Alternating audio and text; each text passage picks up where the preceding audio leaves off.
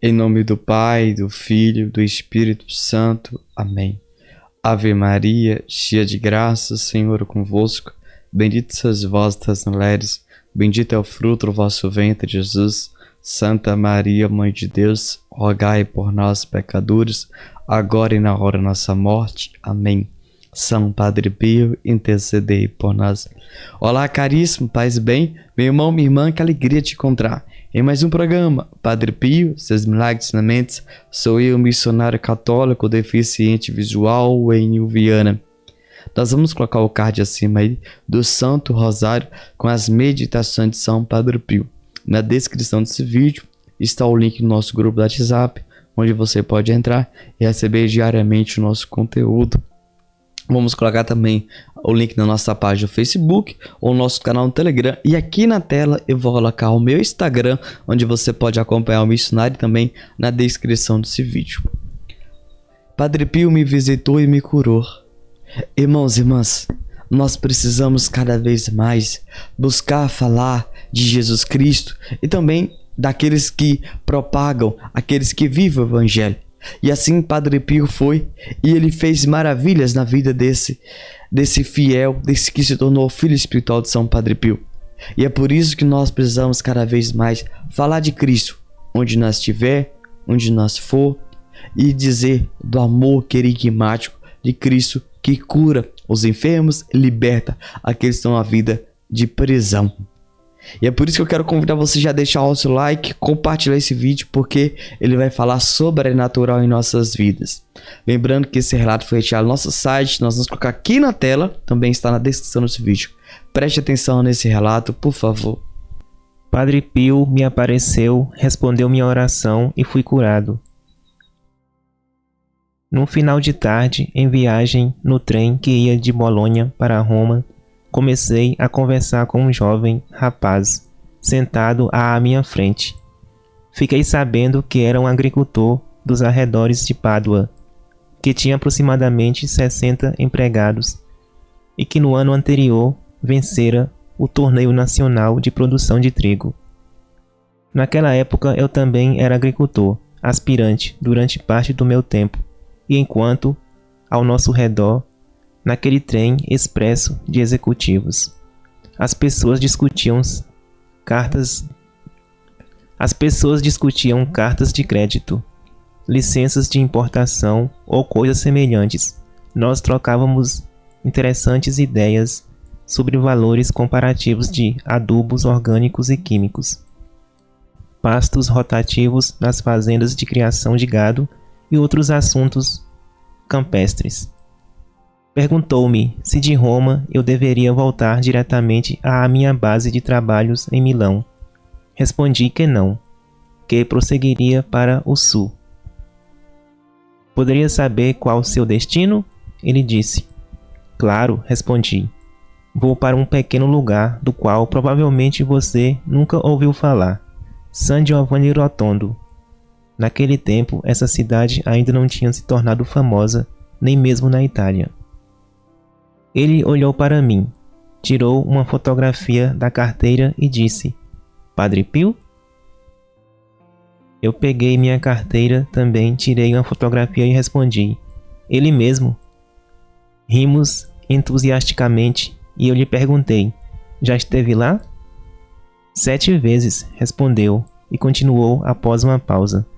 Fui curado milagrosamente por Padre Pio antes mesmo de saber da sua existência.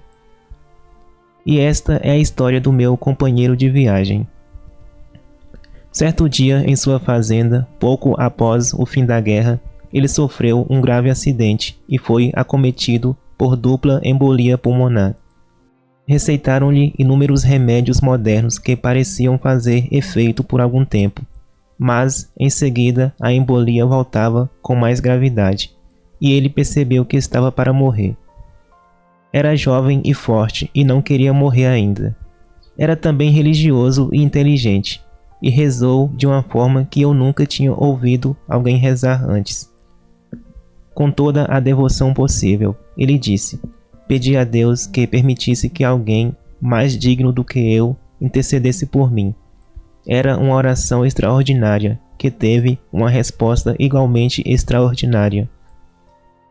Tive, continuou, aquilo que só posso definir como uma aparição.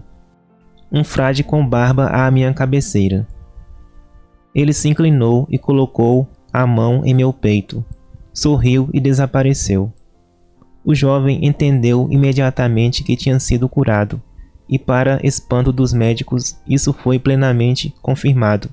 Mas ele não falou com ninguém sobre a aparição, exceto com sua mãe. As pessoas pensariam que eu era louco ou neurótico, explicou. Assim, ele e sua mãe mantiveram o segredo do rei e deixaram os médicos e os outros com suas hipóteses.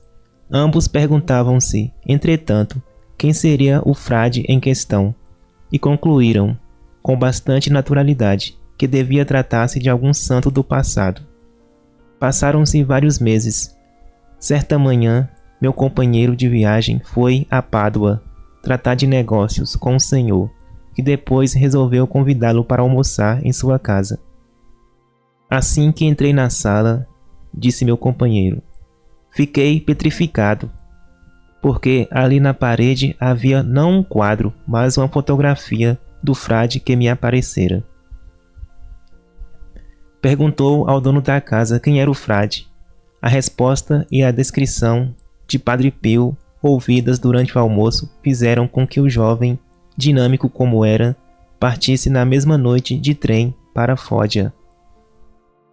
Chegou por volta de 4 horas da manhã seguinte, atordoado pela viagem improvisada e estranha. Encontrou um táxi na estação e chegou à pequena igreja de San Giovanni Rotondo, exatamente a tempo de assistir à missa de Padre Pio, às 5 horas da manhã. Quando Padre Pio subiu ao altar, ele disse: eu não tive mais dúvidas. Aquele era, com absoluta certeza, o frade que apareceu em resposta à minha oração. Isso ocorreu no meio do inverno, quando não havia o aglomerado de pessoas que costumavam viajar durante o ano todo para San Giovanni Rotondo. Assim, em vez de precisar esperar vários dias para a confissão, a maneira mais fácil de poder conversar com o Padre Pio. O jovem conseguiu confessar-se naquele mesmo dia. Aqui no trem, disse meu companheiro, posso assegurar que ainda revivo toda a emoção daquele momento. Padre Pio abençoou-me e eu me confessei. Depois, no final, Padre Pio perguntou-me, com a voz mais natural do mundo: e agora, diga alguma coisa sobre seus pulmões, como estão? Obrigado, padre, respondi. Estão perfeitos. Foram examinados através de radiografias? Sim, padre. Ótimo, graças a Deus, e Deus o abençoe. Você se admira, perguntou-me o jovem ao terminar seu relato, de que eu continuasse a viajar a San Giovanni Rotondo ou de ainda arrepiar ao contar novamente este fato? John McCaffrey. Irmãos e irmãs, paz e bem. Você percebe que houve um diálogo dentro de um trem, de um metrô. Eles estavam indo para o mesmo destino local, São Giovanni Rotondo, iam reencontrar Padre Pio. Então percebe-se que houve uma conversa. Só que no início a conversa não era Padre Pio, não era Jesus, não era Nossa Senhora, não era as almas do purgatório, não era os anjos. Mas eles falavam do assunto que interessava a si próprio naquele momento, naquele instante. Só que, passado o tempo, falou de Jesus, falou de São Padre Pio. Nós precisamos entender uma coisa. Caminhando, andando em um ônibus, pagando uma conta, fazendo compra no mercadinho, em uma farmácia, eu posso falar de Jesus? Sim. Eu preciso falar do amor de Cristo? Sim. Nós vemos que as pessoas machucadas, elas muitas das vezes ela fere a pessoa. Mas nós não podemos nunca ser assim. Mesmo que você está passando por uma dor, pelo sofrimento, você tem que passar com ternura no seu coração e entender que Jesus é o teu Senhor. E não é o sofrimento que você tem que olhar e dar valor a isso, mas sim no amor de Cristo. Só que muitos de nós, devido que estão sendo plantados por um sofrimento, muitos dão patada, mal resposta, e eles querem sempre justificar. Você sabe o que eu estou passando, você sabe o que eu estou vivendo, e aí acabam tratando o outro mal. Nós precisamos entender uma coisa. Nós precisamos passar. Mesmo que o nosso dia foi ruim, mas próximo de alguém, quando estiver caminhando, andando, ser um cristão, um cidadão com gentileza, um cidadão educado, simpático. Sabe por quê? Porque o outro não é culpado com o que você está vivendo ou passando. Primeira coisa é isso. E outra coisa é, o seu sofrimento não é o motivo do seu viver. E o motivo do seu viver sempre foi Jesus. Mas mesmo que você passe pela dor hoje, amanhã vai vir a alegria. E se você hoje fere ele ou ela, amanhã ele pode te ferir. Então, trate-o bem hoje. Trate bem ela hoje. Nós precisamos sempre ser assim. Cada um de nós, na coisa mais simples, nós precisamos aprender isso. Mas se imagine você viajando, você caminhando, você fazendo compra. Sempre tem uma brecha, tem uma oportunidade de falar de Cristo. Então use isso ao seu favor. Seja um cristão, seja um cidadão que busca o melhor para todos, até para si mesmo. Sabe, meus irmãos, eu durante minhas missões de viagem, quantas vezes eu já disse de Jesus para aquele irmão, para aquela irmã, e pessoas no final da pregação falam assim: muito obrigado, eu estava precisando disso. Eu estava precisando ouvir isso. Você foi instrumento de Deus da minha vida. Você não conhece, mas Cristo conhece. Fala do amor de Cristo. Fale do perdão. Fale que Cristo convida ele a retornar, que Cristo espera ele na Santa Igreja. Nós precisamos ser ousados. Sabe, meus irmãos, nós muitas das vezes temos esse hábito de falar de tanta coisa ruim, negativa, de fazer o irmão envergonhar, falar de apelido. A gente fala de futebol, de política, de mulher, fala de tragédia, de morte, suicídio, mas nós precisamos ter o nosso diferencial. O diferencial é Cristo. O diferencial é o amor, é a paz, é a união, é a reconciliação. Esse tem que ser o seu diferencial. E aquele irmão, aquela irmã que talvez estava ali fazendo compra, estava fazendo um pagamento, estava viajando, talvez triste, decepcionado. Talvez ele vai para um velório, talvez ele está fazendo compra ali para um velório. Eu não sei não. Talvez ele está fazendo compra para a mãe que está doente, para o pai que está doente no hospital ou em casa, debilitado. E você falar do amor, sabe? Aquele irmão, aquela irmã vai falar assim: obrigado, você me deu força para esse momento difícil que eu estou passando e estou vivendo. Ele vai ser grato por você eternamente. Ele vai olhar bem assim: eis ali um grande cristão, um grande profeta, um grande missionário de Deus, porque ele foi usado pelo Espírito Santo de Deus. Porque você não sabe, eu não sei como o outro tá, como o outro, se tá bem ou se tá ruim. Mesmo que ele tá bem, mas digamos que ele tá na vida de pecado, e você fala: ó, Cristo te convida a mudar de vida. Ele vai te agradecer. Se ele tinha, talvez, caso fora do casamento, se ele tava com a sexualidade ativa, no noivado, no namoro, ele vai largar. E se ele tava indo procurar falsas denominações, indo no espiritismo, no umbanda, candomblé, ele vai largar e procurar Jesus. Sabe por quê? Porque você falou com docilidade, você não o conhecia. Ele vai dizer: você não está julgando, você não está me condenando, mas está me convidando a libertar, a ser livre. E é isso, meus irmãos, nós precisamos dar ao irmão, à irmã, essa liberdade que é Cristo ressuscitado. Mas eu só posso dar se eu tenho. Você só pode dar se você tem. Você percebe que aqueles homens que estavam no trem, eles tinham visto o Padre Pio 7 vezes. E a pergunta que eu faço para mim, que sou missionário, eu que prego, eu conheço a palavra, eu pergunto é: Wênio, quantas vezes você reza? Quantas vezes você lê a palavra? Quantas vezes você reza um terço, um rosário, você reza uma novena, você faz um seco de Jericó, você faz 1000 Ave Maria, você faz uma adoração perpétua? É a primeira coisa que eu preciso falar. Porque, digamos um exemplo, você quer dar comida pra alguém. Como é que você vai dar se você não tem ela pronta? Como é que você vai dar um dinheiro, Enio, pra alguém que precisa do dinheiro se você não tem? Você só pode dar o que você tem, meu irmão, minha irmã. Não adianta você querer pregar o evangelho, você quer dizer o evangelho, você não tem conhecimento. E a maior tristeza que eu tenho dessas pessoas que falam de Jesus, eles não conhecem nada de Jesus. Ah, eu acho, eu penso isso. Ei, não é o que você acha, não é o que você pensa, é o que Cristo deixou escrito. Na verdade, Cristo não deixou escrito, ele pregou. E Marcos, Mateus, João, Lucas escreveu.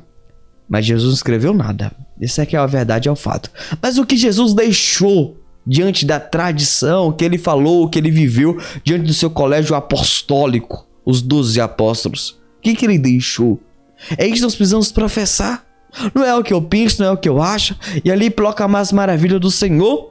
E quando eu digo de Jesus, eu digo de Padre Pio, Nossa Senhora, do Anjo da Guarda, aquele irmão, aquela irmã, no momento difícil, momento de tribulação, ele vai clamar, ele vai rezar, ele vai pedir um derramamento do Espírito Santo, a efusão do Espírito Santo.